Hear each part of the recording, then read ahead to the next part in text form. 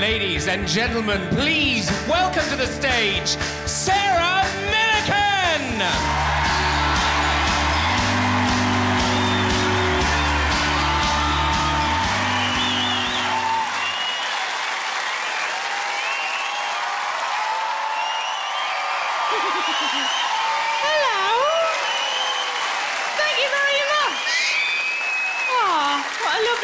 Response. Thank you very much. How are you? Are you well?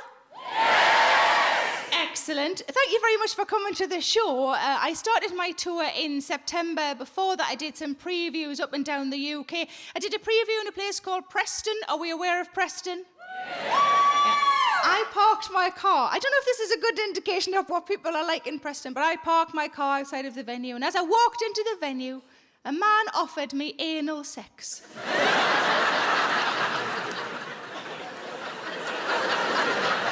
So I was late.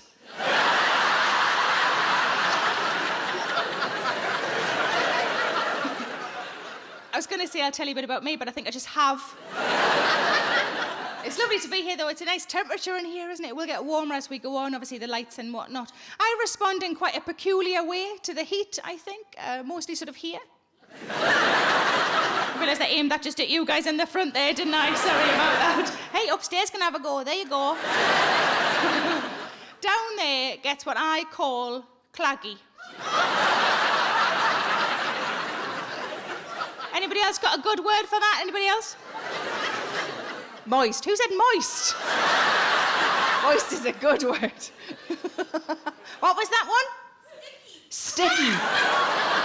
Oh, there was a lady the other day said, what you've got there is LDF. I said, what does LDF stand for? She said, long day Fanny.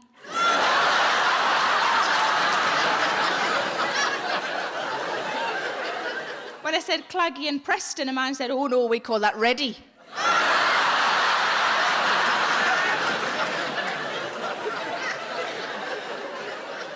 But what I do when it gets moist and sticky, I just do a plie.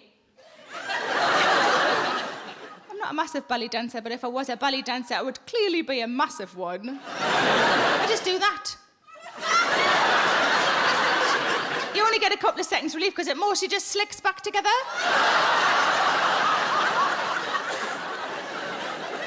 I did a show in Edinburgh and a lady at the back of the room shouted out, you need to use some talc.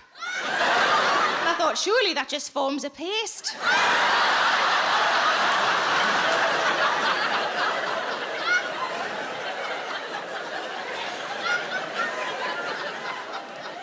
I've got a bit of pop trivia for you. You might not know this. You know Rihanna? You know Rihanna? Yeah. She has insured her legs for $1 million. And I don't really know why, because I'm pretty sure she's a singer. Yes? Yes, thank you. And I'm almost certain you can do that sitting down. I mean, her legs aren't proper anyway. They don't meet at the top or anything. My mum would say about her, she couldn't stop a pig in an alleyway. Just for the record, I could totally stop a pig in an alleyway. Stop it, stun it, put it in me fucking freezer.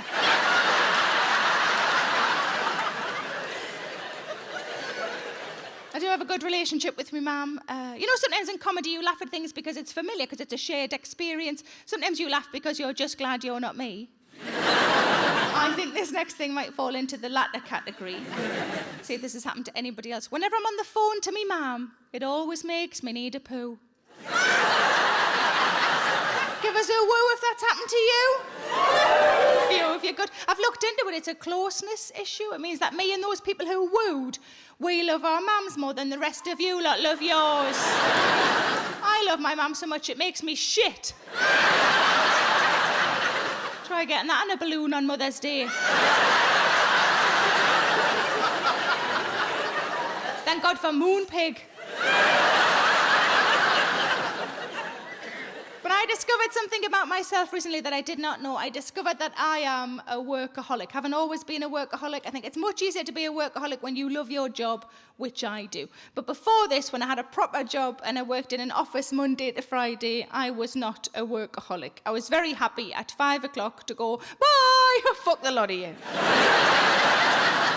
But I read an article about workaholics by a man called Oliver Berkman, and he said people are workaholics for one of two reasons. Either they're hiding away from something at home, or they have nothing else going on in their lives. And I realised quite sadly that I fell into the latter category. I had my job, but I didn't really do or have anything else. One of the remedies he suggested to fix this, he said, actively create meaning elsewhere. And that's what I decided to do over the last 12 months, and that is what my show is about. Now, the first thing I decided to do, I decided to buy a house.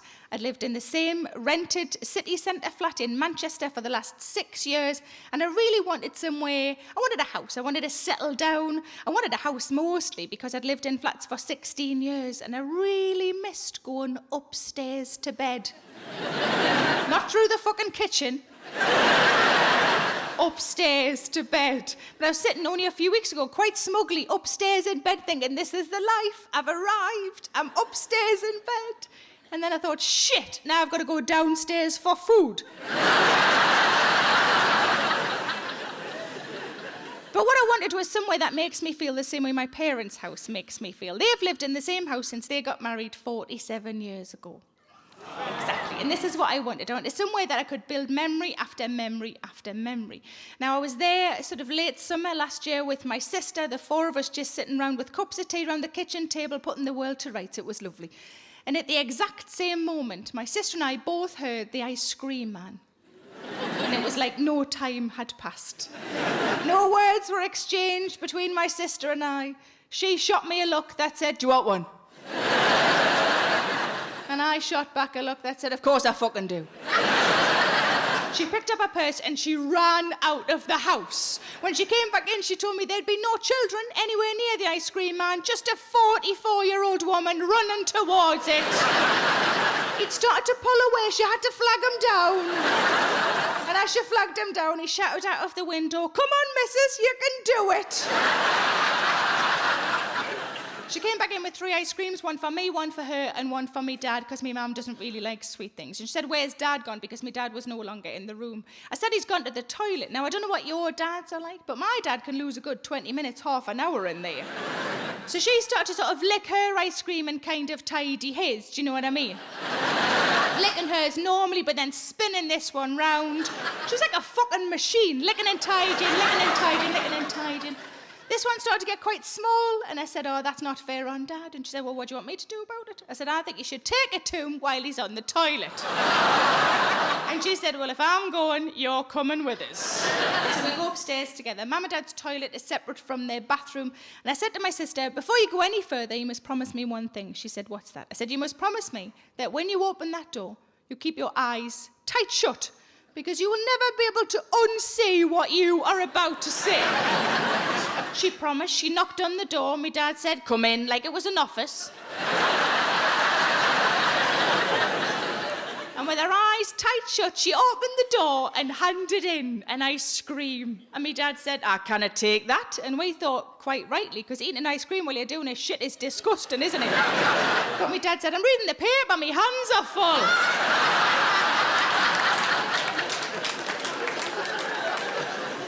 But my parents have always lived near a park, and I'd always been able to see a tree out of my bedroom window, so that became another priority. I wanted to see a tree out of my bedroom window.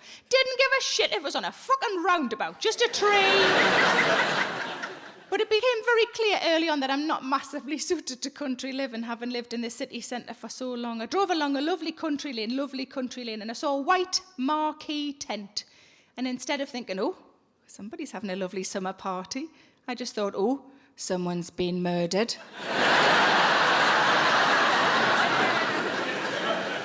One of the houses I looked at was owned by a couple who were getting divorced. It was very sad. And it was the husband who was showing me around. And I'd realised what was going on straight away, and I decided just to go through it very quickly because it was clearly painful for both of them. Now, I don't know if you've ever been shown around a house or have shown somebody around your house, but there's a degree of stating the obvious involved, isn't there, when they say things like, this is the kitchen. I know. I mean, I call it the biscuit room, but whatever. This is the living room. Yeah, it's another biscuit room. He took me upstairs to a closed door and he said, this is the master bedroom. I said, great. He said, I'd love to show you in there, but I can't. I said, oh, why not? He said, I can't show you in there because there's a lady crying in there. which is sad, but also quite an unusual way of describing his wife, when potentially he's the reason she's crying in the fucking first place. But I said to him, look, I'm divorced myself. I understand what you're going through. I know that this is horrible for both of you, and you just want to get it over and done with so you can both move on with your lives independently. I understand. You have my total sympathy. You really do. But I also know that you can cry in the bathroom, so fucking move her.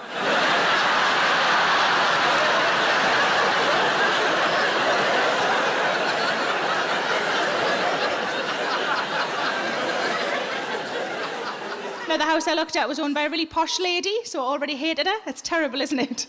I'm not supposed to hate anybody. I only hate posh twats. It's fine. I was going to say, have we got an in, but I've just remembered where I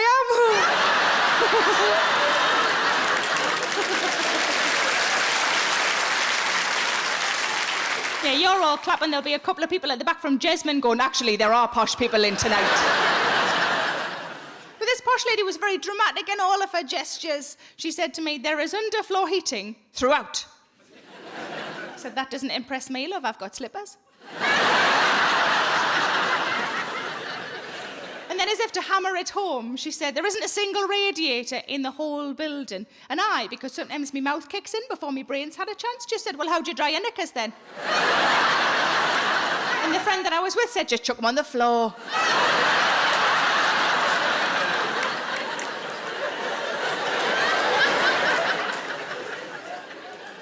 But I found a house that I liked, and I got a survey done, and the survey came back and it meant nothing to me at all. But luckily I've got a friend who's a builder, and he said, let me have a look at it and I'll put it into layman's terms for you. I said, smashing. Now give us a cheer if you own your own home. Give us a cheer if you rent. See, up until this point I'd only ever rented, and I think there are phrases that mean nothing to those of us who rent that the rest of you understand. Because my friend, the builder, said, there is one thing you will need. I said, oh yeah, what's that? He said, you'll need a damp-proof course. And I genuinely said, I haven't got time to go to college.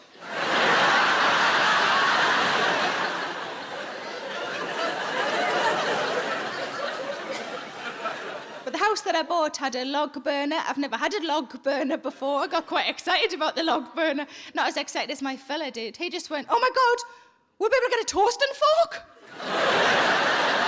We'll be able to toast things. And I thought, he does know I've got a toaster, doesn't he? But I went straight out. He went to work, I went straight out and bought a toasting fork. And I came back in, I grabbed a loaf of bread, and I thought, I'm just going to sit and work my way through. I fucking love toast. But I couldn't get it to work, and I rang him and I said, I can't get it to work. He said, how can it not work? It's fire and bread. And I told him what I'd been doing. Turns out I should have had the little door open.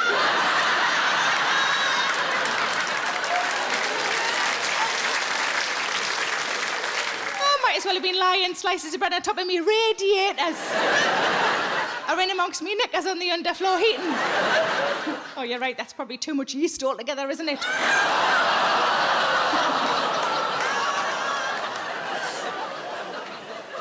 But when I moved from the flat to the house, I had bits and bobs of furniture, not much, but I had some stuff, and I was trying to work out what would best go where.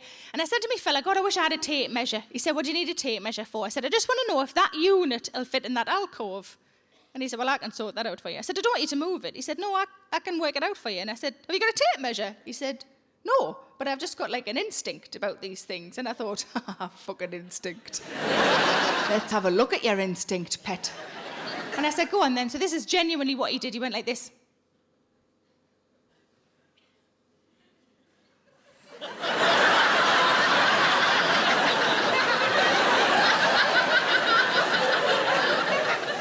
Yeah, that'll fit. I said, is that it? You could at least got your cock out and done 6 inches, 6 inches, 6 inches.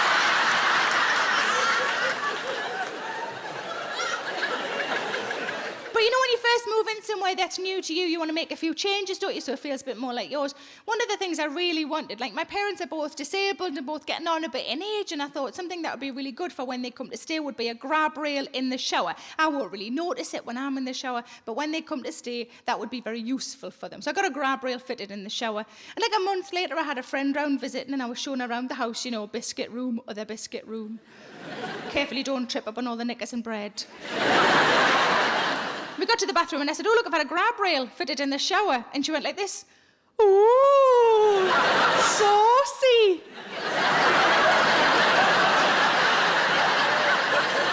I said, I don't know what you're talking about, but I'm trying to keep pensioners upright. And I told my dad because I thought he'd find it funny, and he went, nah, for that sort of business, you need 2 of them.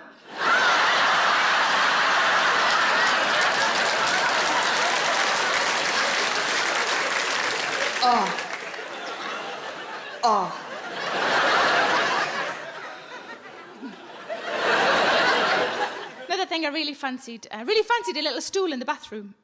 That sounds really bad. That sounds bad. Doesn't it sound bad? Like a table, I suppose.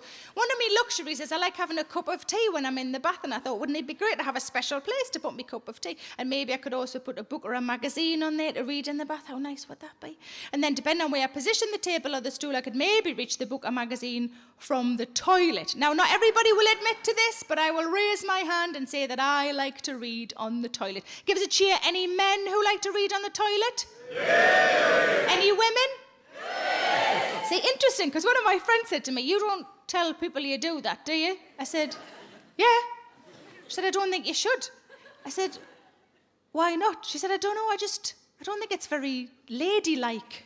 I said, have you seen who you're talking to? I said, and anyway, I'm not sure what you mean, because as far as I'm aware, there's nothing ladylike about doing a shit. Picture the scene. I'm sitting down, my legs are apart, my elbows are resting on my knees.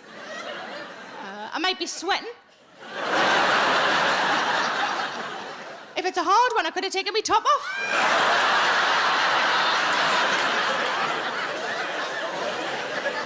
But to make up for all of that, I do it exactly the same, but to make it ladylike, I do it all in a fucking bonnet.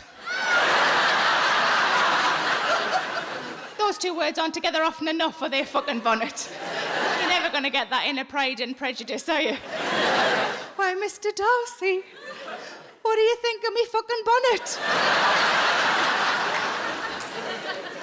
Second thing I decided to do, I decided to get a pet. I've always grown up with pets, and in my teens and in my 20s. And then there's something about the lifestyle of being a comedian that means you're on the road a lot. It's not really conducive to having animals at home. And then I thought, I've done this 8 years. Maybe it's time the lifestyle worked around me for a change. So I really wanted a cat. I got a cat 2 years ago. I got another cat last year. My fella seems to think I just wanted 2 cats. He doesn't realise it's now an annual event. The second cat we got is a rescue cat. She was just left outside of the vet in a box overnight, just left. And she's lovely, she's very affectionate. Whenever my fella picks her up, she starts purring straight away, and he looks her right in the face and he goes, "Who would abandon you? Who would abandon you?" I said, stop saying that to her. It's like somebody saying to me, "Who would divorce you?" Someone fucking did.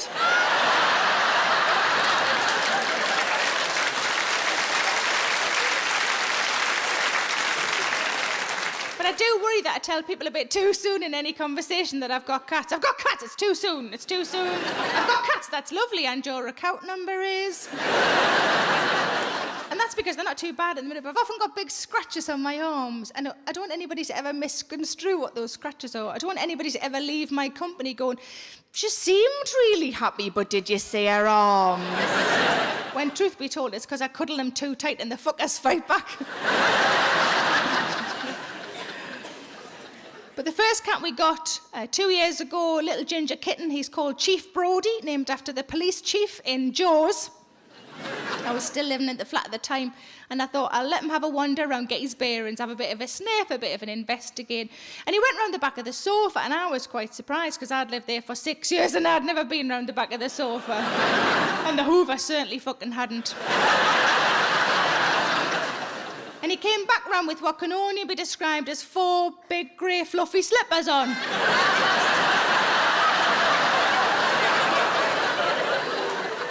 So I sent him back round to finish the job. I don't know if you've ever tried to litter train a cat. It's normally quite straightforward. Whenever they look like they're about to do something, you pick them up and you plonk them in the litter tray, you hope for the best. But Chief Brodie took a wild cotton on, kept having it Laxton's, poor bugger. And at one point, my fella and I were standing over the litter tray, just looking at each other going, is there anything we could be doing to help him that we're not already doing? And my fella, because he's so lovely, he looked down at the litter tray and he went, "Do you want me to do a shit in it to start him off?" No, I really don't. It would be end to end. And the cat would be like, "Who the fuck lives here? Aslan?"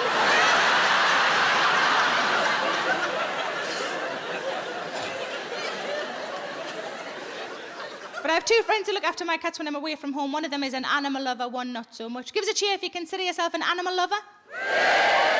Give us a cheer if you're not really bothered. It's totally fine, isn't it? It's totally fine. My friend who is the animal lover, she looks after them because she loves them. My friend who isn't the animal lover, she looks after them because she loves me. It's very sweet. So the friend who is the animal lover, when she looks after them, she'll take a photograph of them to send to me, and underneath the photograph, it'll say, "Hiya, Mum." Because they call me Mum, it's not weird, fuck off. And I know that we're close, because whenever I see them, they always need a shit. I say, "Hiya, Mum, we miss you, we'll see you soon," and it settles me. Wherever I am in the country or the world, it settles me, because I know that they're safe and that they're happy. My friend who isn't the animal lover takes a picture just the same, but underneath her picture, it'll say, "Here is the photograph you requested." They are still alive, I will check again tomorrow. But they are house cats, they don't go outside. They will go outside at some point, but I'm sort of nervous. I'm nervous for their safety, but also I'm a little bit worried about what they might bring back in with them. I know this is a thing that cats do. Have we got cat owners in tonight? Yeah. Quite a few of you. Now, I know that whatever they bring in, be it a mouse or a bird, if it's still alive, I'm to try and catch it and put it back in the garden, and if it's dead, I'm to put it in the outside bin. That's fine. But what I don't know is what I'm supposed to do if whatever they bring in is still a little bit twitchy. Has this happened to any of you? Yeah. Oh, nearly all of you. This is horrible. Let's get some suggestions what you think I should do. Let's start at the top. So anybody in the top section got a suggestion what I should do with a half-dead animal? Shout out. Put a bucket over it. Put a bucket over it. Have you done that, love? Yes. Yes. What animal was it? A bird and a mouse and a rat. A bird and a mouse and a rat at the same time? Like a tiny little rubbish zoo. So are these all separate occasions? Separate. Yes, and so you put the bucket over it until... The husband came home. Oh, until your husband came home. We've got a feminist in, girls. And then what did he do? Luckily they'd all died. Luckily they'd all died. That is the best sentence I've heard in ages. We should all start adding that on to the end of all of our stories. Luckily, they all died. Good answer, lady upstairs. Anybody in the next section down got a suggestion what I should do with a half-dead animal? Hit it with a spade. Hit it with a spade. He didn't even have to think of that, did he? Just hit it with a spade. Hit it with... have you done that, love? Yes. Yes? Was it definitely an animal? Haven't got a couple of ex-wives in your garden or anything? Anybody else in that section? CPR. Oh, you, the rest of you feel like such shits now.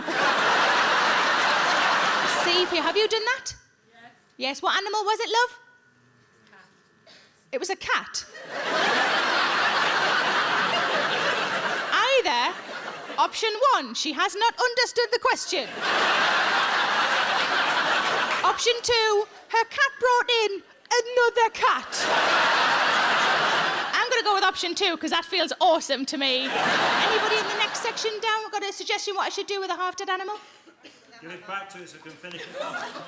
Give it back to the cat, so we can finish it off. And when you say finish it off, all right, sorry, you mean eat it? Okay, sorry, I wasn't.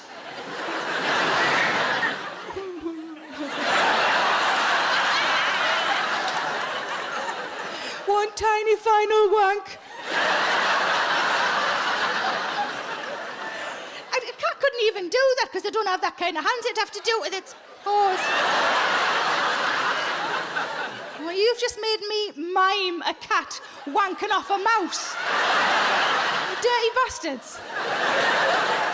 So you mean give it back to the cat so the cat can eat it? I like that idea because that feels like good parenting, doesn't it? Because it's like, finish your tea or you're not playing out. I like it, it's good. Anybody else in that section? Put it on YouTube. Put it on YouTube? Oh, we've got a young one in. How old are you, Flower? 25. 25. Get out. Fuck off.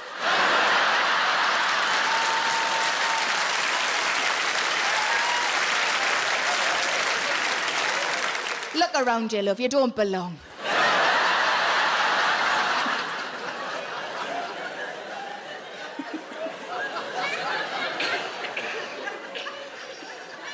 was so much fun. Sorry. Being rude to young people, you should try it, it's awesome. Next level down, so are you the grand circle? Is that what, you the grand circle? It's a lady there, like, yes, we're grand. Okay. So the grand circle, anybody got a suggestion what to do with a half-dead animal? Bash it with a hammer. Fuck, where are you from? The felon?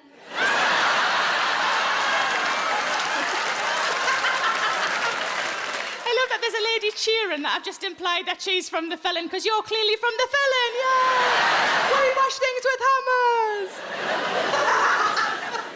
Anybody else in that section? Chuck it over next door. Chuck it over next door.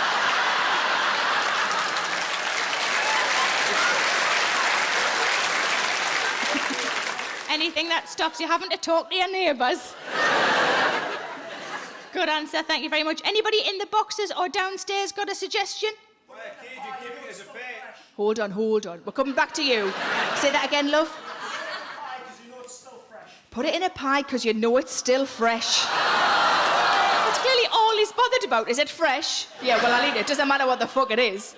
Have you done that? With you've had chips with it as well? Oh, and what kind of animals have you put in pies? Nothing exciting, just a pigeon. Pussy pie's nice.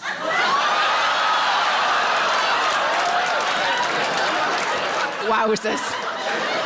You actually went there, didn't you? He's doing that with his arm as well, like he's a fucking winner. Something tells me by how mortified your girlfriend is that you're not going to get any of that for a while.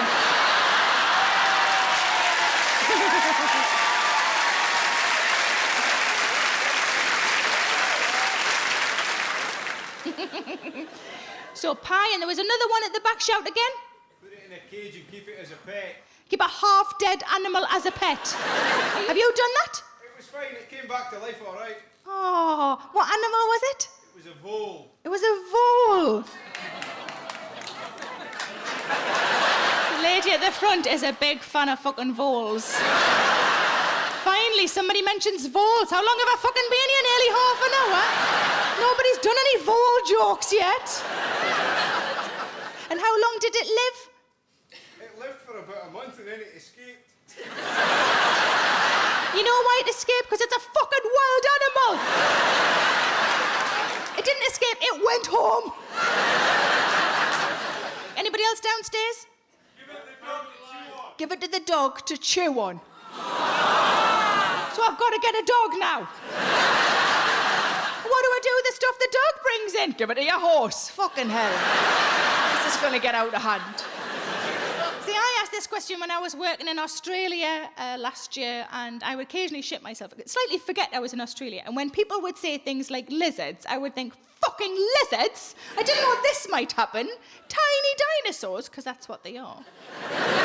One lady said, my cat brings in half-dead lizards. And I said, what do you do? She said, I take them to the vet, and then after a week I go back and check up on them. I said, well, what happens when you go back and check up on them? She said, well, the vet always says, I managed to revive them, and I've released them back into the wild. And I thought, oh, bless your cotton socks for fucking believing that, love. They must see her coming, mustn't they? Oh, fuck, it's lizard woman again. With a bag of half lizards. Expecting us to match them all up. Brenda, look, that doesn't go. The pattern's different. Can you see? Try that one.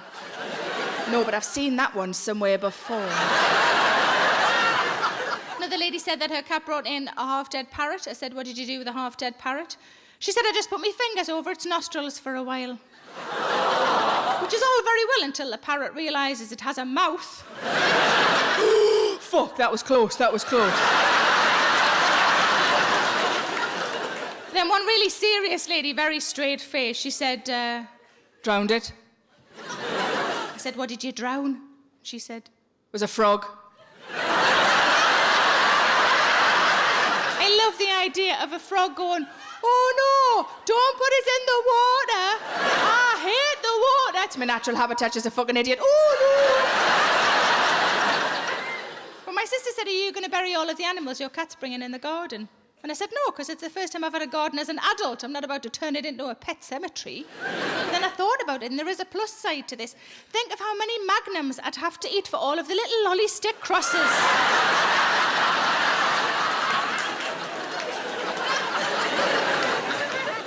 But I've been trying to relax a bit. I'm not very good at relaxing. I took the opportunity when I moved into the house to buy myself some new pyjamas. I normally save that luxury for Christmas. Does anybody else get new pyjamas at Christmas? Yeah. So I brought it forward by a month when I moved into the house, and I went off to Marks and Spencer's. I don't know if you know this, but Marks and Spencer's don't really sell pyjamas anymore. They sell stay-at-home leisure wear. So I looked them on the hanger and I thought they looked like pyjamas. So I bought them anyway, I took them home, I put them on straight away, and I thought they feel like pyjamas. And I thought this is just Marks and Spencer's being overly fancy with the naming of things, that's all it is. And I thought, what would be the difference between pyjamas and something called stay-at-home leisure wear anyway? And then I went to do the dishes. I stood in front of the kitchen sink and I went to roll my sleeves up, and the cuffs on the stay-at-home leisure wear were so tight that I couldn't roll my sleeves up. So I couldn't do the dishes. And I like to think that was Marks and Spencer's going, hey, you, sit yourself down.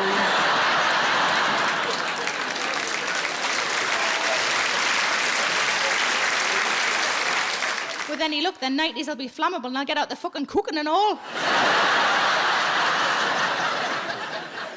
But I think you can't be too relaxed. I think it's possible to be too relaxed because I think the filter that's between your brain and your mouth is there for a reason. I went for massages with a friend of mine. We came out afterwards, got in the car to go home. I was driving, she was in the passenger seat. And we were both so floppy and relaxed after the massages that neither of us spoke for ages. It was really comfortable, a proper comfortable silence, if you like. I was just concentrating on the driving. She was watching the scenery go by out of the window. It was lovely. 20 minutes we were like that, 20 minutes of complete silence. She chose to break the 20-minute silence with this sentence. I tell you who else is a bad driver.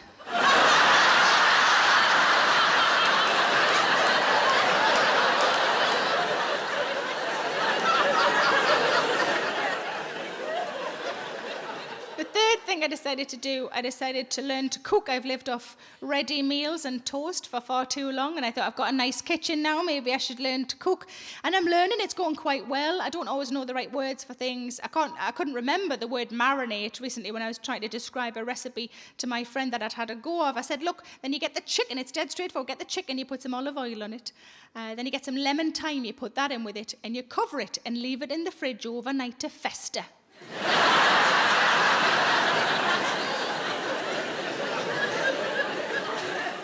But I was in a cafe a few months ago with one of my friends. She's the sort of person who prefers savoury over sweet. I don't really know why we're still friends. She's nice enough. She ordered a carrot cake, and I always think a carrot cake is such an abomination of a cake. It's like, it's got veg in it. Fuck off. Some people choose to put dates and nuts in it. You think, you're just removing all of the cake aspects. What you've got there is a shitty pasty.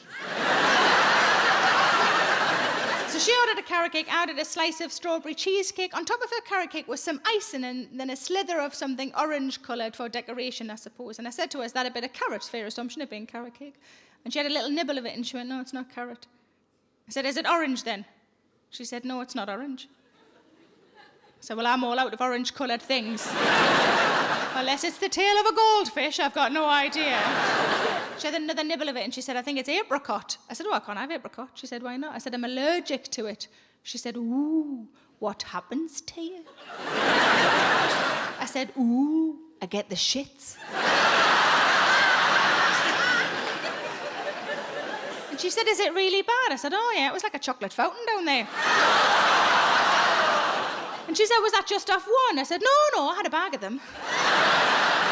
She said, how many was in the bag? I said, I don't know, maybe 40. And it was only as I was telling her that I realised I'm not allergic to apricots. I'm allergic to 40 apricots. But I was on holiday with my sister last year, and I don't get to see my sister often enough, and it was lovely to have a week together, just the two of us. It was really nice. And at the end of the week, she said something to me that I'll always hold dear. She said, it wasn't until I spent a week with you that I realised how many meals you can have in a day.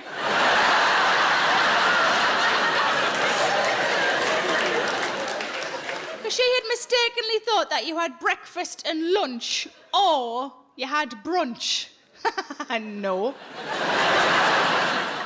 Breakfast, brunch, 11's is lunch. Afternoon tea, proper tea, dinner, supper. 11's is. And then a midnight snack that can last anything up to 8 hours.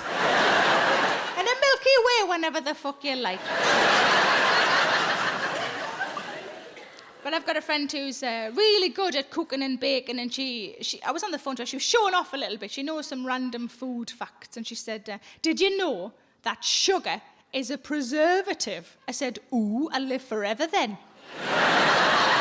She said, no, you'll probably die quite young, but you won't go off for ages. But she said to me, if you want to learn to cook, why don't I just come and stay for the weekend and I'll teach you some basics? And I thought, actually, it's a really good idea. She said, do you mind if before I come, if I email you a list of things I think you should have in your store cupboard? I've never called it my store cupboard in my life. It's always been the bean cupboard, because that's where I keep my tins of beans. But I was a good girl. I got everything in that she suggested. I ordered it online. I'd never ordered food online for delivery before. If you've never done it, give it a go. It's amazing. I typed it into a computer, and a man brought it to the house. Some of you are looking at me like, fuck off, it's real.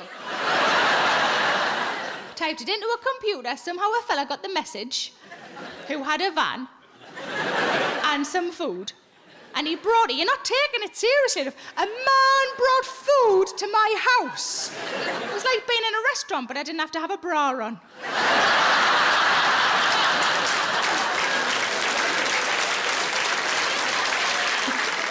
Bit like Nando's then. Only a few weeks ago, my fella said to me, he said, your day-to-day is busier than mine. He said, do you want me to go and do a quick food shop? And I said, oh, that would be amazing, thanks very much. I said, I'm only here for a couple of days, so don't get loads in. He said, just give us a list. I said, great. So I made him a list, off he went. When he came back in, he said, I managed to get everything off the list apart from one thing. I said, that's great, thanks very much. I started to unpack the bags, put them in the cupboard. And I said, what was the thing you didn't manage to get? He said, I didn't manage to get you any avocados. I said, oh, that's all right, don't worry about that. He said, so I bought you some pork pies instead. I said, I wish you worked for Tesco Home Delivery. We've run out of celery, so we've given you a Swiss roll. But he said the best thing about them, he said, they're whoops pork pies. I said, I don't know what that means. He said, they're whoops pork pies. He said, they're going to run out. We'll have to eat all 6 of them before we go to bed. Yes!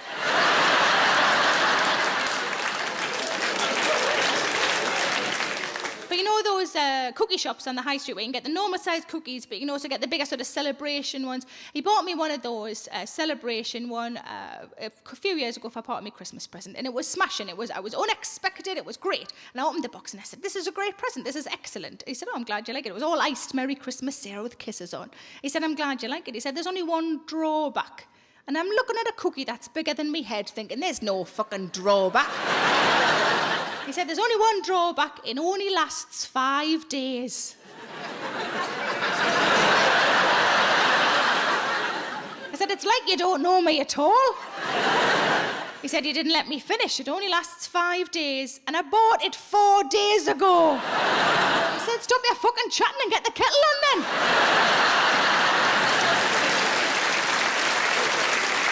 So that's not a present, love, that's a challenge. I think most people at Christmas, pretty much everybody in this room, will get one slightly shitty Christmas present, just slightly shitty Christmas present, usually for somebody who doesn't know you very well. And you look at it and you think, how did they? Why did they? What the fuck is a pomander? Now, last Christmas, my shitty Christmas present was off my fella. Exactly. And it was a long-handled metal shoe horn. Your guess is as good as mine. Now, if you get your shitty Christmas present off your Auntie Brenda, you have to go, thanks very much, Auntie Brenda. I'll be able to put my shoes on from a great height now. But the joy of it being off your partner is you're allowed to go, what the fuck is that? Which is what I did.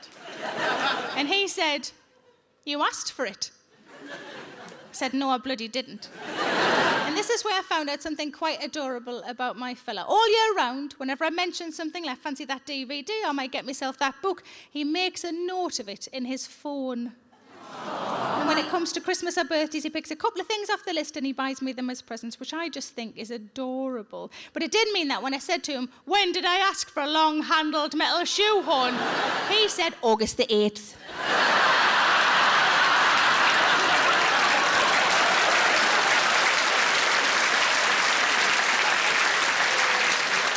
At 8 p.m.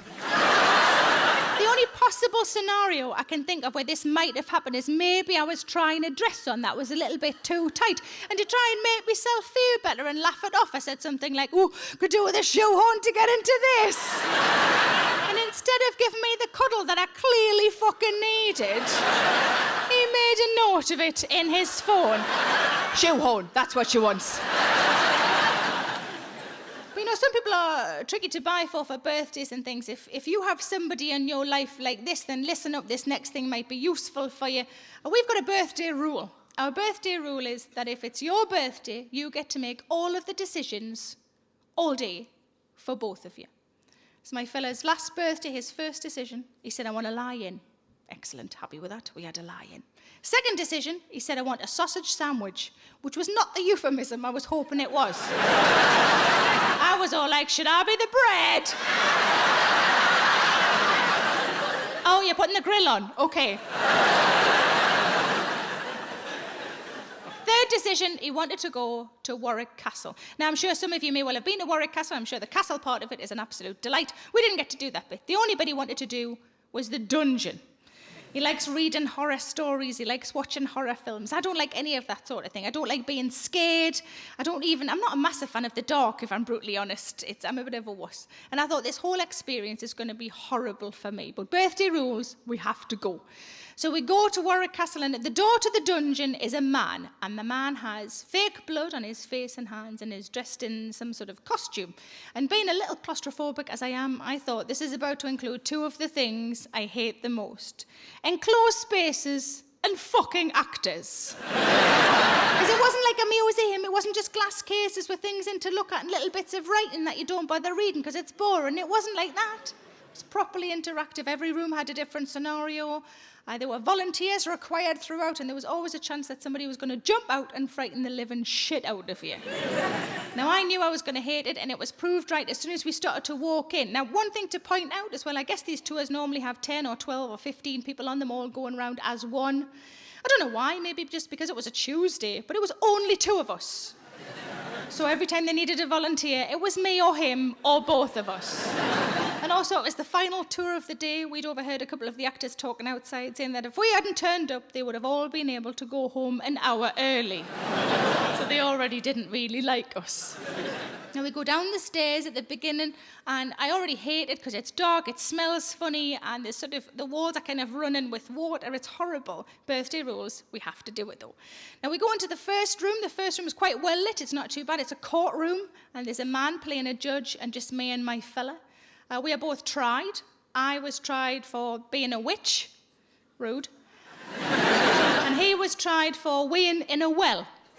Apt. We are both sentenced to death, which I thought was a little harsh. But I thought, if it's all like this is going to be okay. Now, how wrong you can be. You go into the next room. The next room is completely pitch black. So dark you can't see your hand in front of your face. And it's also completely silent. Now, I'd been linked into my fella holding on for dear life. Somebody came up behind us who we couldn't see and just unravelled us and separated us, put him over the other side of the room. So I couldn't see him, I couldn't touch him, but every now and again I could hear him say, "You're going to be all right, you're going to be all right." Because he knew the state I was getting myself into, already starting to shake quite a bit. Now, they left us in the darkness and the silence for about a minute, and then a bright white light flashed, and an old lady screamed in my face. I don't know which bit of history that's supposed to represent, but it felt very much like Christmas with me nana.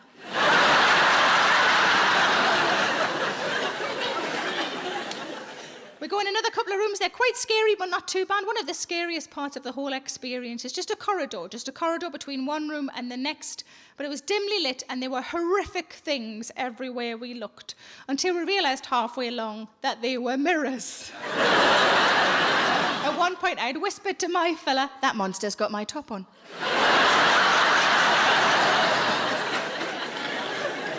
We go in the final room. The final room is a hospital room. There is a bed with a body on it, and the body I've already clocked is a dummy, so it doesn't mean it can't move, but at least it's not going to jump out at me. And a man walks in and addresses us both. And he says, "I'm not the doctor." So I went, "Okay." Then he went, "The doctor died of the plague." Ah. Then he went, "I'm the cook." And I thought, "Ooh, snacks." Apparently not. He said, "I'm the cook and I'm replacing the doctor because I'm the only other one who knows about anatomy." So I just went, "Promotion, well done." And he walked forward and he stood just in front of me. And he was so close to me, I could feel his breath on my face. And he looked at me and he said, "You don't look very well." And I crumpled. "I've just got a bit of a cold." And then he said, "I think you need some treatment." "I'm taking dinners, and I've got some tunes in my handbag. Why don't you do it to him? It's his birthday." And then he said, "I think you need an operation." "Happy birthday to you, you shit!" He took me by the hand, he sat me on a seat, and he pulled around us both a very thin, white muslin curtain. We are within the curtain. My fella is on the outside of the curtain. We are now the show. My fella is the only audience member. This whole fucking thing is just for him. The cook pulls out a knife, this sort of size, maybe like a dagger, and he shows it round the front of the curtain so my fella can see it really clearly. He brings it back round again, and he presses a button on the chair behind me, which is the sound effect of a woman screaming. Pulls out another knife, maybe like a machete, this sort of size, and again he shows it round the front of the curtain so my fella can see it. Brings it back round again, presses another button of a woman screaming. Now, by this stage, I am physically shaking from head to toe. My palms are sweaty, and I feel quite sick. But all I can think is, I wonder what we're going to do for my fucking birthday.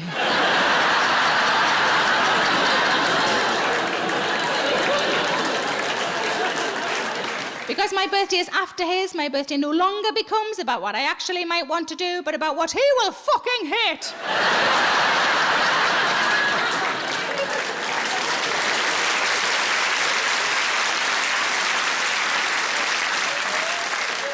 The cook pulls out the final weapon as a scythe, huge like this. And again, he shows it round the front so my fella can see. He brings it back round again and presses the most blood-curdling scream of all. And I thought, I know this is fake, but I wonder what the expression on my fella's face is right now. And I could see him very clearly through the curtain. I looked at his face, and he was checking his phone for text messages. As we walked out, I said, "I can't believe you were playing on your phone." He said, "To be honest, I was just surprised I could get a signal down there." We got in the car to go home. I said, "You know what we're going to do for my birthday?" He said, "No, I don't. What are we going to do for your birthday?" I said, "You know what we're going to do for my birthday?" He said, "I don't. What are we going to do for your birthday?" I said, "We're going to talk about our feelings for 9 fucking hours."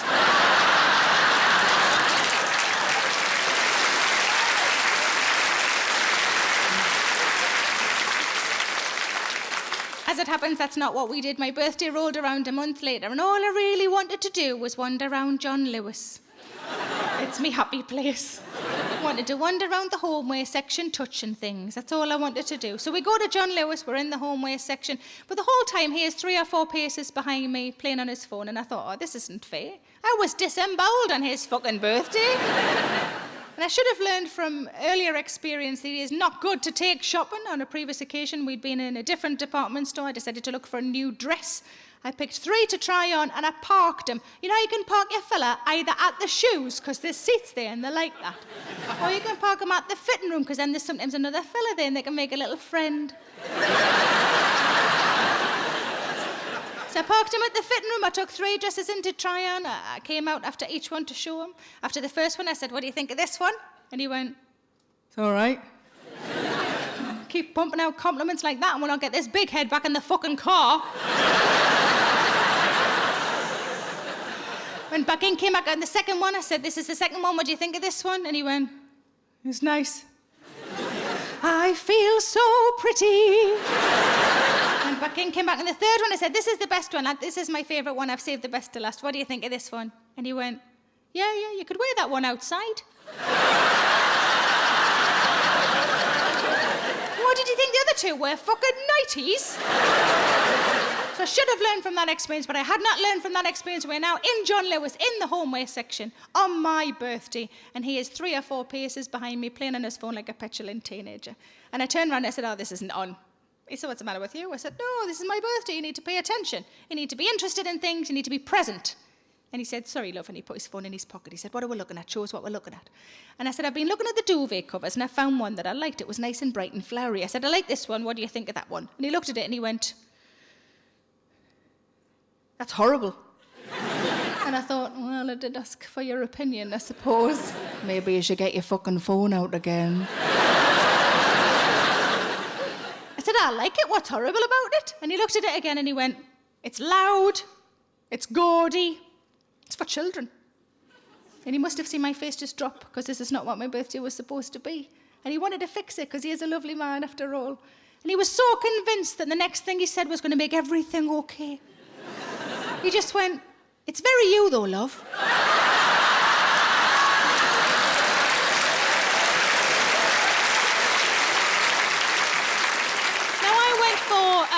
I went for a medical assessment recently, nothing serious, quite a standard medical assessment, just sort of height and weight and blood pressure and heart rate, that sort of thing. But I wasn't really looking forward to the weight bit, because I don't have scales at home, I don't believe in them. I do have kitchen scales now, and I'd be lying if I said I hadn't weighed anything of myself in them. Left one's heavier, interesting. But I don't have bathroom scales. I don't think it's healthy. Why would I do something every day that makes me feel a bit shit? So I do instead. I think a lot of people do this. It's a much healthier way of doing it. You just judge it on your clothes, don't you? Judge it on your clothes, and then when your clothes start getting a bit tight, you think, well, maybe it's time I went out and bought bigger clothes. So I told the doctor I wasn't really looking forward to the weight, but he said, we still have to do it. I said, no, I understand. I'm just trying to think of a way to make it a bit more fun.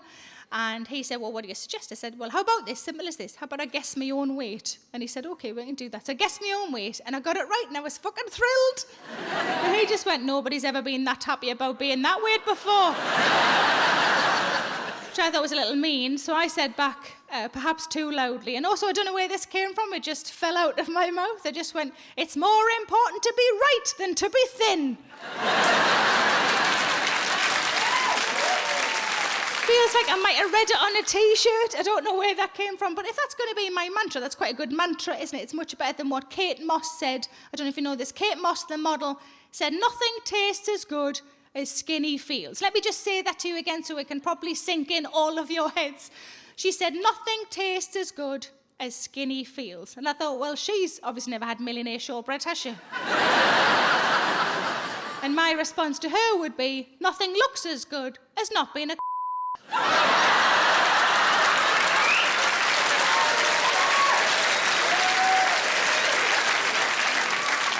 I stopped buying women's magazines. About 6 months ago, I stopped buying women's magazines because it feels like there's nothing in there for me. I might as well be buying a magazine about yachts. There's just nothing in there for me. Why would I buy anything where the only time I ever see anybody who looks a bit like me is underneath the word before?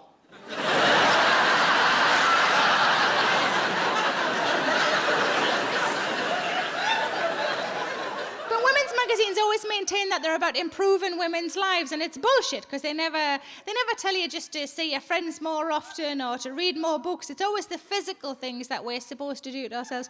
And the list of those things is quite ridiculous.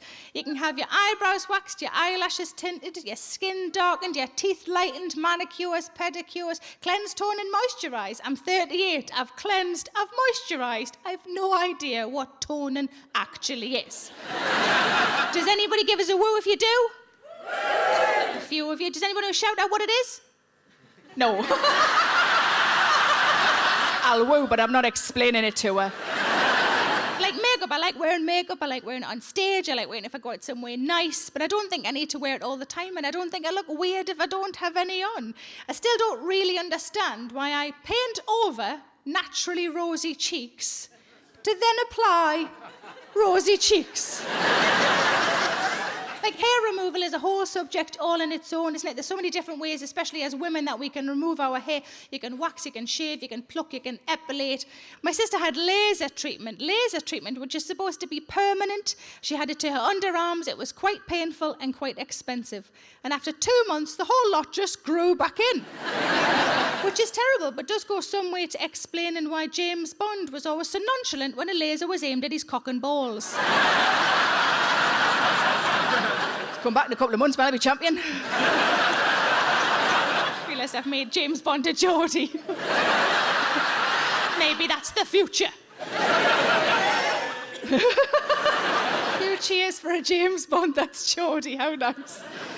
But according to women's magazines, there are only 2 options for hair down there for women. One of my friends said to me recently, she said, you know why women are supposed to have hair down there, don't you?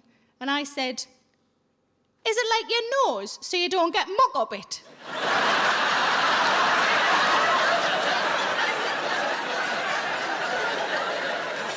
And she said, no. She said, women are supposed to have hair down there so that nature knows where your reproductive bits are. I said, why does nature need to know? Surely as long as me fella's got a rough idea. Why do all the deers and the rabbits need to know? Well, maybe the rabbits.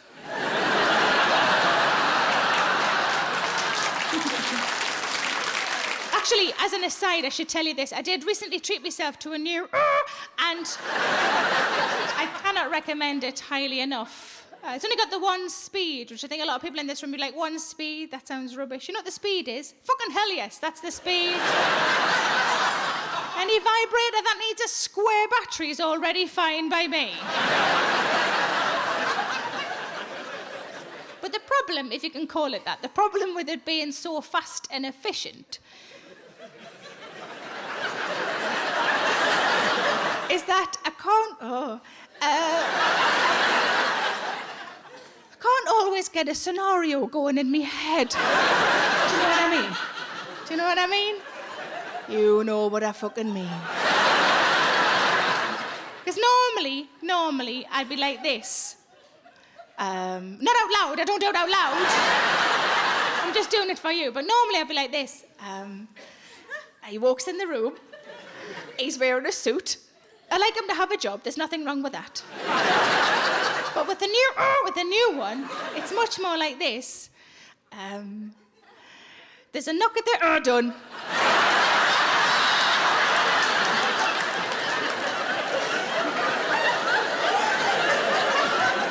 Tell you what it is, what it actually is an electric toothbrush with a special end. Just feel the need to share it with you. The information, I didn't bring it with us. Just work it along the aisles, girls. But even though it's a toothbrush, I don't use it as a toothbrush because I'm nervous in case I get the ends mixed up. And accidentally take all the plaque off me nunny.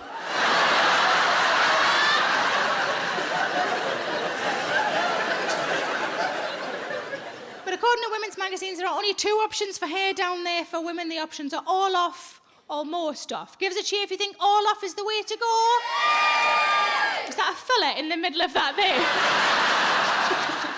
It's not technically aimed at you, love. I suppose it is good to know we've got a paedophile in. That's what it means, that's what it means. Give us a cheer if you think most off is the way to go. Yay! Still quite a lot of you left, isn't there? I can only assume that the rest of you are like me. just try to keep it in me pants.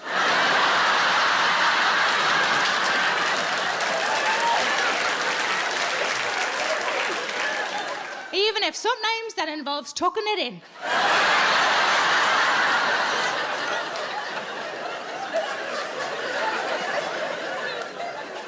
But surely the most ridiculous of all of the things we are supposed to do to ourselves is anal bleaching. Now, some of you might not know what that is. If you don't know what it is, it's exactly as it sounds. Some people, and I don't know why, I can't answer that question for you, some people choose to have their arseholes bleached. As far as I'm concerned, regardless of your gender, regardless of your sexuality, if somebody is so close to your arsehole that they can see the colour of it, they're not going to stop.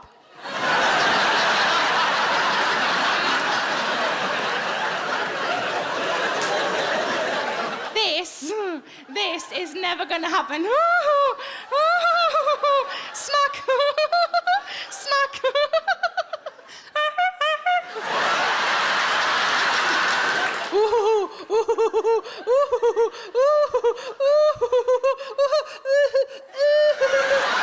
Oh, sorry, love, I don't do that colour.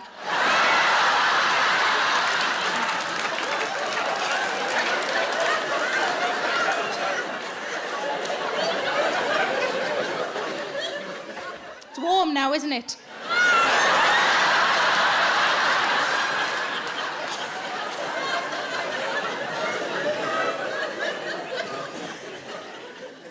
Now, let me tell you a story now, if I may. Most comedians finish work at sort of 10:30, 11, and invariably will drive home wherever possible. So getting in at maybe 12 or 1 or 2. Me personally, when I get home, in order to get the adrenaline out of my system so I can sleep at all, I will do one of two things. I'm not a drinker, so I'll either have a bath or I'll watch a bit of telly. And normally one of those two things will work. Every now and again, though, they don't work and I can't sleep at all. It's rare, I'm lucky like that, but it does happen. The last time it happened to any degree was February last year. I got in from work, I did the usual things, no success. I did the worst thing you can possibly do when you can't sleep, which is go on the internet, because it properly wakes you up, doesn't it? But I'd sort of abandoned the idea of sleep and I was happily clicking from website to website. Now, 2:30 is a normal time for me to go to bed. When it starts to get to 3:30, I start to feel tired and I suppose just a bit lonely, I suppose, and a little bit like I'm the only person awake in the world. And I know that my tired brain does things that my rested brain would never allow. Now, if we go back to the beginning of the story, I mentioned that I got divorced. I got married the first time at 22 and divorced at 29. I suppose getting married at 22 is quite young, but I was very much swept off my feet. I think the main reason I said yes to going out with him in the first place was the fact that he wrote me a poem. Nobody had written me a poem before. Nobody has written me a poem since. I don't really know much about poetry, but I know that this was just lovely. He'd handwritten it. He gave it to me on a sheet of paper, and I read it, and I just fell. I remember folding it really small, and I put it in my purse. And every time I had like a shitty day at work, I'd get on the bus to go home, and I'd get my poem out, and I'd read it to myself. And I'd think, somebody feels this way about me, to have written this about me. I'm not having a shitty day anymore. Now, a little after 5 years, I lost it. To this day, I have no idea where it went, and I was distraught. It meant so much to me. But after a while, after I'd calmed down, I thought, I wonder if I've memorised it from all of those times of reading it to myself. So I got a sheet of paper and a pen, and sure enough, it all came out. And I folded it up small, and I put it back in my purse where it belonged. Now, if we scoot ahead to February last year, it's 3:30 a.m. I'm tired, and I'm on the internet. And I just thought, we've been divorced 9 years. That was a lovely poem. I bet he's given it to somebody else. I bet it's on a blog. I bet some skinny 22-year-old fucking bitch has got it as a Facebook status. So I picked a line from it, and I Googled it. And there were 305,000 examples of the poem. It wasn't my poem. It wasn't his poem. It was written by Samuel Coleridge. No wonder it was fucking good. But I felt sort of broken, like my heart had been broken all over again. I felt hurt and a little bit stupid. I didn't really know what to do with this new information. So I texted my fella on the off chance that he was still awake, and he was, thank God, and he rang and he said, "What's up?" And I told him the whole thing. And my fella's a very sensible man. And he had a little think, and he said, "Just because that was a lie doesn't mean the rest was a lie." And I thought, that's pretty good. So I hung up from him, but I still wasn't happy. It was still whirling around in my head. What was starting to happen that I didn't like was it was starting to colour my idea of my ex-husband. It was starting to make me think of him as a bad person. And he wasn't a bad person. We split up relatively amicably. He just stopped loving me, which is very sad and hard for me to understand, given the fact that I'm awesome.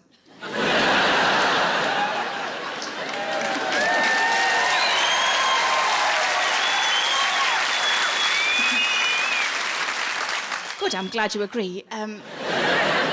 But it felt to me like he was a bowl of clear water with a drop of blue dye about to go in and colour the whole thing, and I didn't think that was fair on him.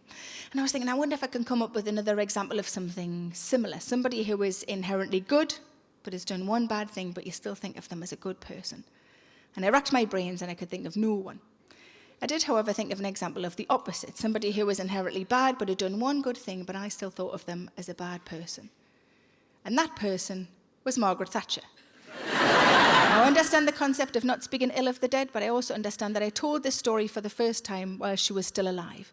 And coming from a mining background, I will not allow her to ruin my show.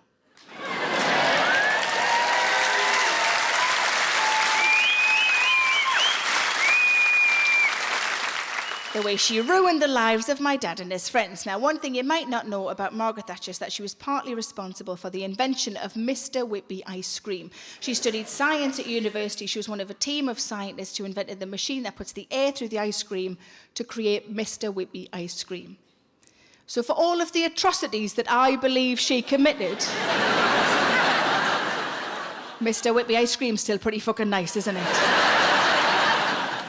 But it felt to me very much like she was still a bowl of blue dye with a drop of clear water hovering above the surface. And I went to bed and I slept like a baby. And I woke up the next morning and I still felt okay. And I thought, I'm going to ring my dad. Now, my dad is an exceptional listener. My dad is my second port of call, always after my fella, if I have anything troubling me. And I told him the whole thing and he listened very quietly. And I said, "So do you see how I've worked it out that none of us are 100% good or bad? We're all a mixture of the two." He said, "Yes, I can see what you've done." I said, "Did you know about the ice cream thing?" He said, "No, I didn't." I said, "So how does that make you feel now?" And he went quiet. It couldn't have been for minutes, it must have only been for seconds, but it felt like a long time. And he went, "You really want to know how I feel?" I said, "I think it would help me, Dad." He went quiet again, and he went, "You're not allowed Mr. Whippy anymore."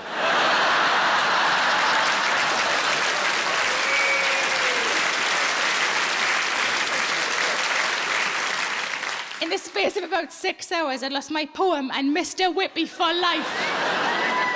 I didn't tell him that Osama bin Laden invented midget gems. He didn't. There's people over there going, "Did he?" He didn't. He didn't. But my parents were always very good to my sister and I when we were kids, very good at rewarding us when we did things right. And I don't mean when I say rewards, I don't mean like money or presents. I just mean with praise. So if we did something good, we got a well done. And while it's probably quite a good way of raising kids, it has turned me into a slightly needy adult. I went to the swimming baths with my fella. I did one length, and I stopped at the end and tried to catch his eye. And he looked up as if to say, "Are you all right?" And I went like this. And he just mouthed, "Well done. Thank you." But my parents still reward my sister and I, even though we're 38 and 44, they still do it now. I had to drive in the snow the last time we had really bad snow. I don't like driving in the snow, it makes me nervous, but I had a show to get to, there was no alternative, so I got in the car and I drove. And I got there without any real mishap, but I thought I should text the people that knew I was worried about the journey, just let them know I'd arrived safely. So I texted my fella, my agent, and my dad. My fella replied, "Great, I'll see you later." My agent replied, "Lovely, have a smashing show." And my dad replied, "Who's a clever girl?" And I just texted back, "Me!"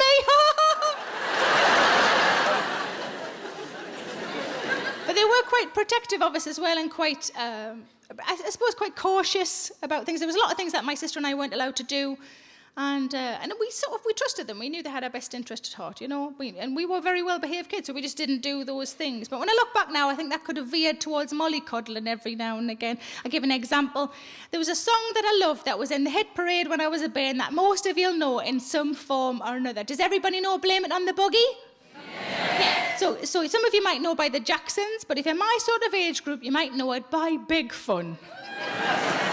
Now, Big Fun put actions to Blame It on the Boogie, and the action for good times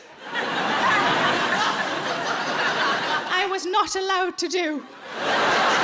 It was deemed too sexual. So I had to do this instead. Can you play the song, please, love? My baby just can't take her eyes off me. Don't blame it on sunshine. Don't blame it on moonlight. Good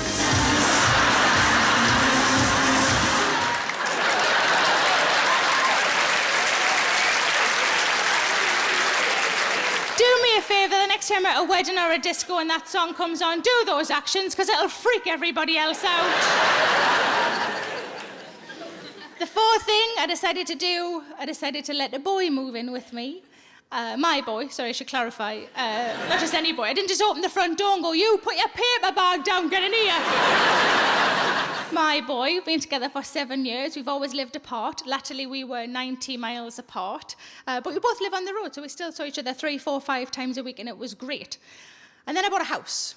And he was considering where he was going to buy his house, and he said, I've been thinking about maybe Oxford. And I realised that was further away than you already was. And I think sometimes your heart just comes out of your mouth, because I said, every time you step over that front door, you're too far away. So we moved in, shut up, and totally live with the boy now. I can see a willy whenever I like. But people still do that thing to us. You know, when they do that, you never really know somebody till you've lived with them. I hate that. We've been together for 7 years, shut your face. You never really know somebody till you've lived with them. I hate it, because it's such utter fucking truth. You know, some people are glass half empty and some people are glass half full. My fella is glass too full, just fills them to the brim and walks really gingerly everywhere. He's got a touch of OCD that I didn't know about. He checks all of the doors 8 times before we go to bed, which is fine. I don't have a problem with that. I just think it's a shame he hasn't got the OCD. That means he might use a fucking mop once in a while. Oh, and also, he's a psychopath. It's very early stages, but it's definitely there. The way I know he's a psychopath is that he opens a milk when there's already a milk open. Who the fuck does that? Psychopaths, that's who. I said to him, did you not see that there was already a milk open? And he went, yeah. I said, why didn't you just use that one then? He said, I didn't know if it was all right. Just have a sniff of it. I said, why didn't you just have a sniff of it? He said, well, I do, but even then I can't always tell. I mean, don't get me wrong, the fact that he hasn't got a very good sense of smell can sometimes work for me.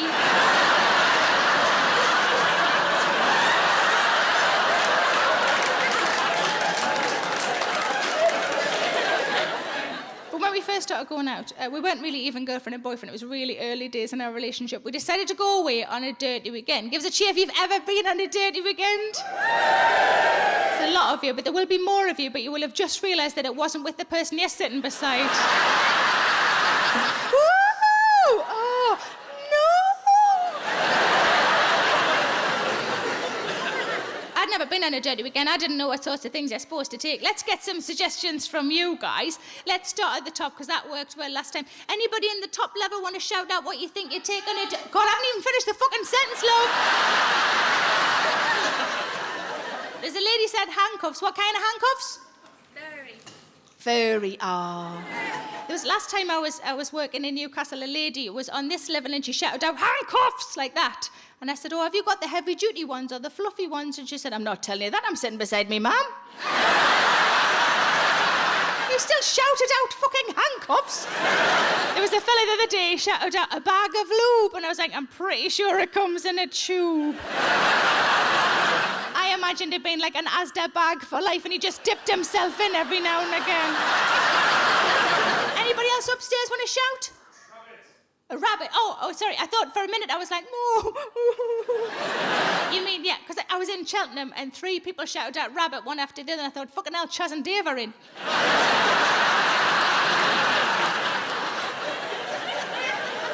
Next level down, upper circle. Anybody got a suggestion what you take on a dirty weekend? Anal beads. Where are you? Where's... Hello, Flower. Anal beads. Wow. Have you... Why am I whispering? I'm in the microphone. Nobody else is listening, Flower. Have you got anal beads? I've got plenty of things. Okay. I've got loads of things. I've got, handbag and that. Is that the most extreme thing you've got, love? No. Didn't think it was. Now tell me about anal beads. They go up your arsehole. I figured that bit out myself. Can you still wear them as jewellery after that, though? Yes. Just make sure you've always got brown earrings and then you're fine. Anybody else in the top 2 sections? Willy warmers. A willy warmer. Why is it going to be so cold? I feel sad for the willy, do you? I mean, there is some way you could keep it warm, love. That's not an offer. Fuck, that sounded like a date. Why would you take a willy warmer, love? Mine's always cold. Mine's always cold.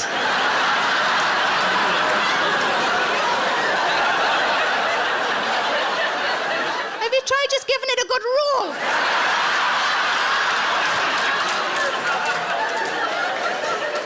Let's come down the grand circle, anybody? Cucumber. A cucumber? Fuck you, I'm not taking salad.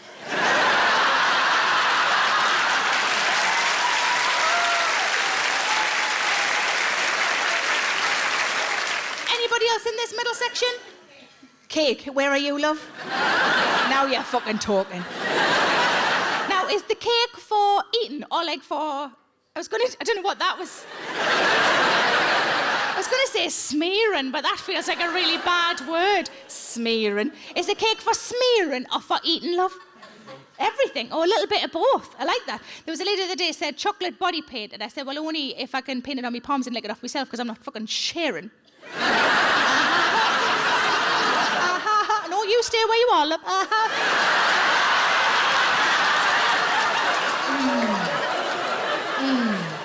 No, it's definitely you making me do those noises. There was another lady shouting, shout again, love. Bread. A friend. Bread. It was a couple of weeks ago, somebody shouted out creme fraiche, and I thought, ooh. And then when I got off stage, she sent me a message on Twitter saying, no, I said femme fraiche. Oh.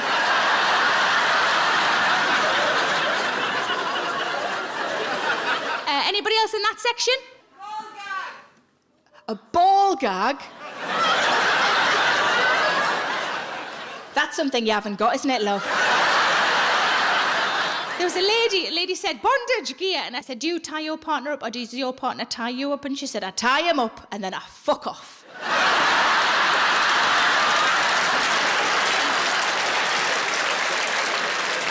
Now let's do the rest of the boxes. And anybody downstairs got a suggestion what you take on a dirty weekend? What was that? Hold on. A what? A blow... Did you really say a blowtorch? In case you fancied a creme brulee? And was there another one over here? Where's the Viagra? Where did you... That you there? Oh, how you doing? You all right, love? Does that work for you? That's how she was made.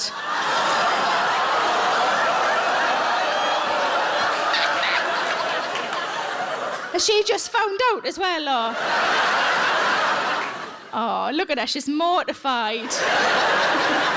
So is it, lovely girl, hello, is it good to know that your dad had a proper all weekend? 2 nights in a row. What about the bit, like the daytime? Is it like that through the day as well? Or, how'd you get your clothes on?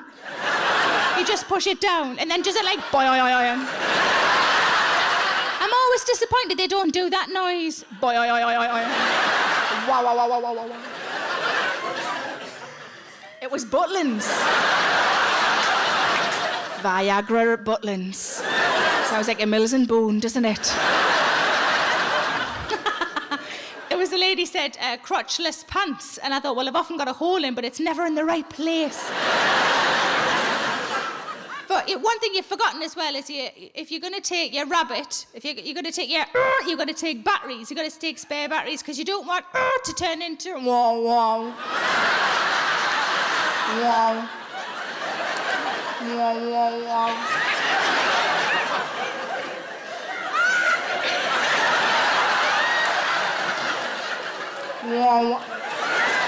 All I'm doing now is stirring it.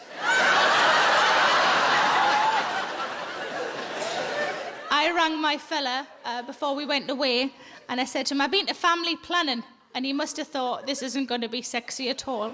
I said, I've got some condoms because I'd heard they were free there and I love a bargain. And he said, well, that's good. I said, I've got 36. Do you think that'll be enough? And quick as a flash, he just went, well, you can leave 32 of them at home. And I thought, that's still 4 though, isn't it? And he went, well, use 2 of those for water balloons. It's good to know that he had activities planned, though. But we've settled into quite a nice place. I think we're very comfortable with each other in a really nice way. He walked in the bathroom recently to brush his teeth while I was in the bath, and that's fine. We don't go to the toilet in front of each other, but it's fine if he wants to brush his teeth while I'm in the bath. And the main reason it's fine is because I'm happy with my figure. He's seen all of it, and he likes what he sees. There's nothing to worry about. But he did check me out when he came, and he probably looked me up and down, which came as a bit of a surprise. And then he opened his mouth, and I thought I wasn't expecting a fucking review. And he said only 2 words. He leaned over me in the bath and he went, nice torso. Who uses the word torso? Psychopath told you. But there was one time we were both going out to work at the same time, both fully dressed, just getting sort of bags and coats and things together. And he was sitting at the kitchen table putting his shoes on. And I don't know why, but as I walked past him, I did a boob jiggle in his face, just one of those, right in his face. I don't know why, it felt like a wasted opportunity because he was at a good height. If I didn't do it, when am I going to get the chance again? So I did a boob jiggle in his face. And I thought he'd do that thing, you know, where people, they put their head right between and do the noise, you know, the like that. It's got a special name. Does anybody know the name? Motorboating, thank you, because I always accidentally call it waterboarding. It's only a waterboarding if they're really sweaty. That's what I thought he'd do. I thought he'd do that, like that. He didn't, you know what he did? He just stood up and did a boob jiggle back. Now it's a thing that we do and I don't know how to stop it.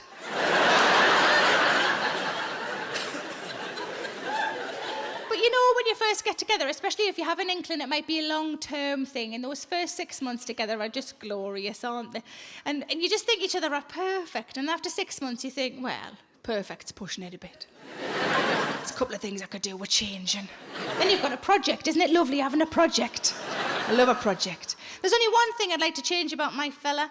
I need to tell you this first. I love waving. I don't know why. I've always loved waving. I love waving. I love it when people wave back to me. I'm going to wave to you now and see how many people wave back. Quite a few of you are upstairs as well. Thank you very much. It makes me really happy, and it's one of the main reasons I learned to drive.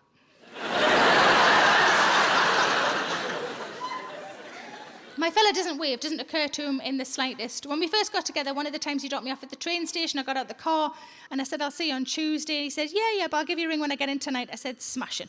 And then I checked just to make sure I was at the right door for my particular platform at this train station.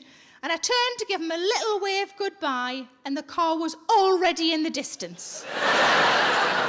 A few years later, I was going to Australia for the first time. I was travelling alone. I was going to be away for 6 weeks. I was very nervous. He dropped me off at the airport. He helped me out of the boot with my case. No, sorry. With my case, no. He's not that much of a psychopath. I'm allowed to sit in the car at the moment.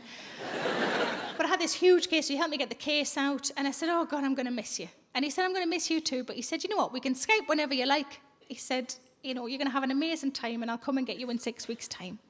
Bless. And then I did that thing, you know, you have to check you've got, passport and your ticket and your keys and your wallet. I checked all the things I needed in my bag. And then I checked I was at the right terminal. And I turned to give him a little wave goodbye. 6 weeks we were going to be apart. We'd never been apart that length of time before. I turned to give him a little wave goodbye. And I could not see the car. He was already on the fucking motorway. So I said to him recently, I said, you know, the waving thing. He said, did I forget to do it again? I said, no, it's fine, don't worry. I said, I know you don't do, but I said, you know how much I love it? He said, yes, I know how much you love to wave. I said, I was just wondering if there was a bargaining thing we could do. He said, I don't know what you mean. I said, well, for example, is there anything I don't do that you'd like me to start doing? Turns out I'm not as bothered about waving as I thought.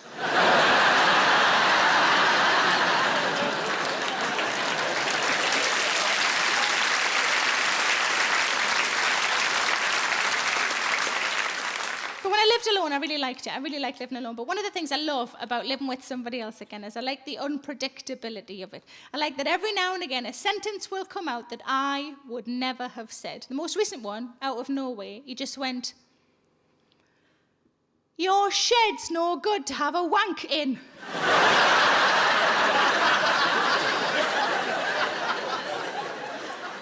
And I said, that's because it's a greenhouse, love.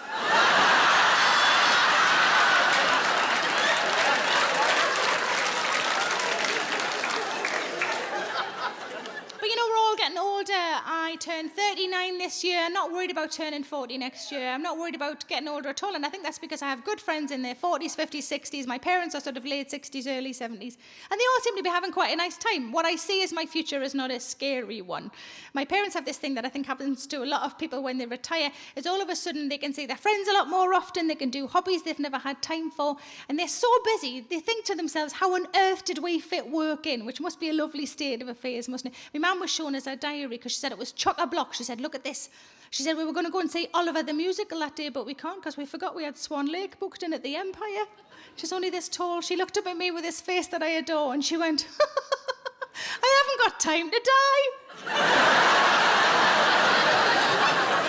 I said, I don't think that's how it works, Mum. Just the Grim Reaper standing behind and she's going, I can't do October. I can't do November. I want to see Tony Bennett in November. The Grim Reaper's like, Tony Bennett, I've been after him for years.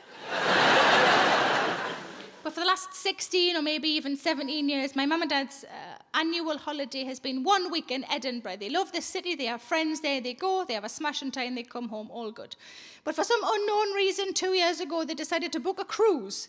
And I said to me, Mum, that's very adventurous. What made you book a cruise? And she said, we just saw them loads on the telly. And I said, yeah, Mum, I'm pretty sure that was the news. They were running aground and people were dying. And my mum and dad are like, that looks lovely, sure we'll do that. My parents and all have a similar joy for life. They have a real knack for being able to turn a bad situation into a good one. I think it's something we could really learn from, all of us, I think. I'll give you an example of this. They're both semi-retired, and my father-in-law was caught speeding.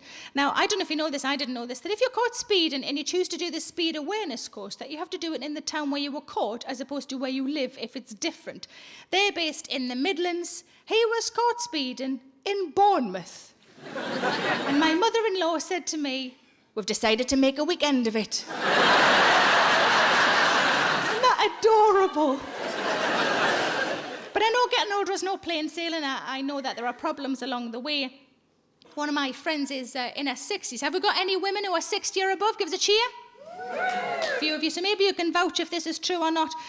One of my friends, she's 62, and she said, there's something I need to tell you. I said, that sounds really serious. Is it serious? She said, well, I just don't want it to come as much of a surprise to you as it did to me. I said, OK, well, you better tell us what it is then. She said, when you get to my age, down there, instead of it being a lovely, healthy pink colour, I could have walked away right then and there. Whatever you've got, I don't want to know. Instead of it being a lovely, healthy pink colour, it's more of a slate grey.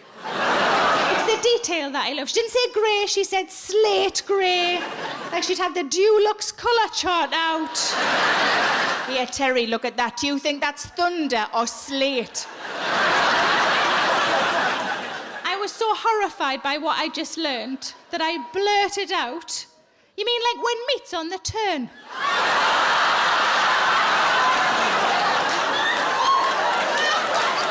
Does that smell all right to you? Be a few handbag mirrors coming out when they get in tonight, I reckon.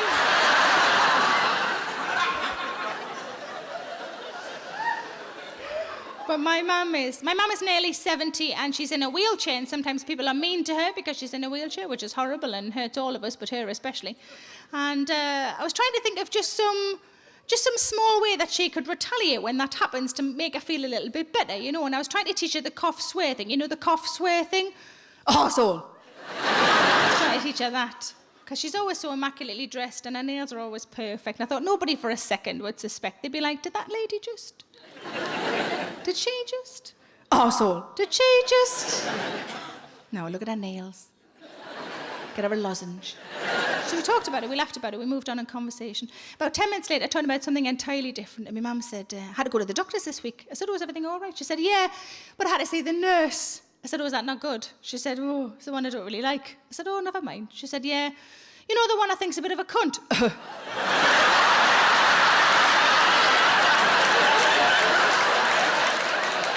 What have I done? She did the cough like it was a full stop.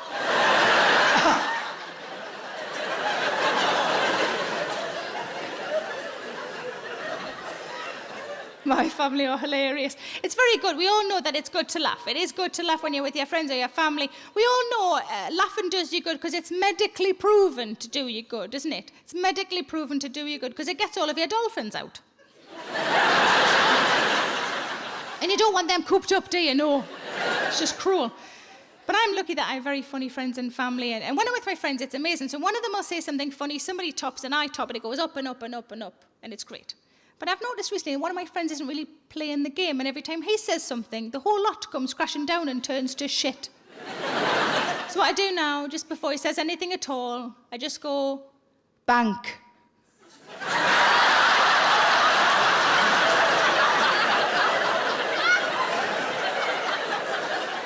You've been lovely. Let me leave you with this. I suppose what I'm trying to say in my show is that I'd like my life to slow down a bit. It's been very fast for the last 5 or 6 years, and it's been amazing, but I'd really like it to slow down a bit. I was very slow as a child. Not like that. I was just a dawdler. I used to take ages to do everything. I'd take ages to eat me breakfast. I'd take ages to put me clothes on.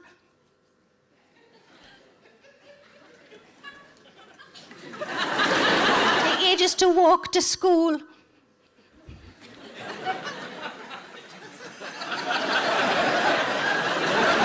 But my mum was a busy mum. She had stuff to do, but she never said, come on, chop, chop, hurry up, we're going to be late. She didn't say any of those things. Instead of saying those things, she used to do the music from silent films. So I'd be eating my breakfast really slowly, and she'd lean right into my ear and go, diddly-dee, diddly-dee, diddly-dee-dee-dee-dee-dee. Just makes you naturally quicken, I don't know why. I've only once used it as an adult.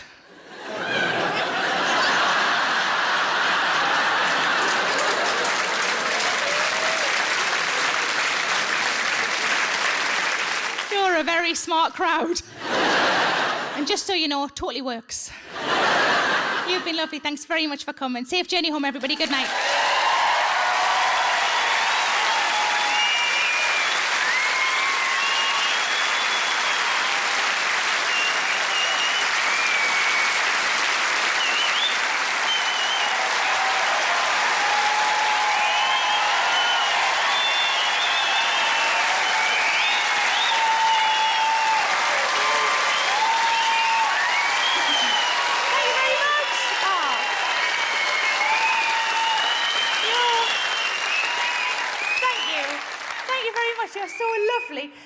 I've got a little treat for you. We've got a special guest.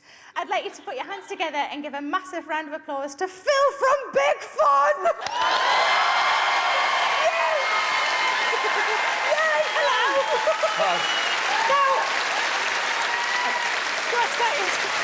I'm so excited that you're here. Now, Phil, hello, welcome. Hello, thank you. Thanks very much for coming. Did you see like the dancing that I was doing to your song? I did. And did you like it? It was very good. Thanks. It was wrong. It was wrong? Yes. Okay, so why don't you show me how you did it back in the old days? Okay. So can we have the music, please? Thank you.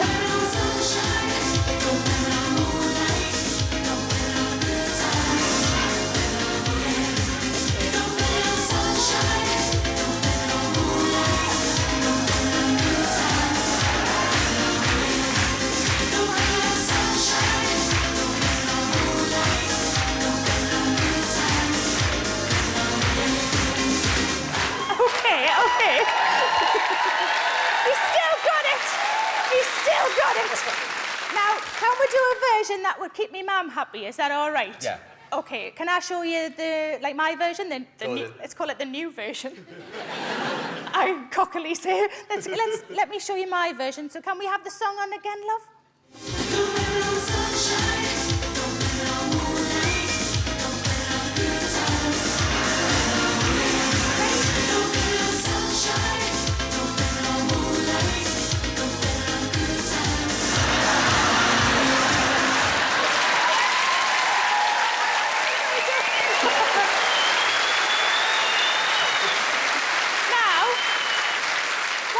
To do is we'd like to get the whole audience on their feet so you can all do my actions. Is that okay?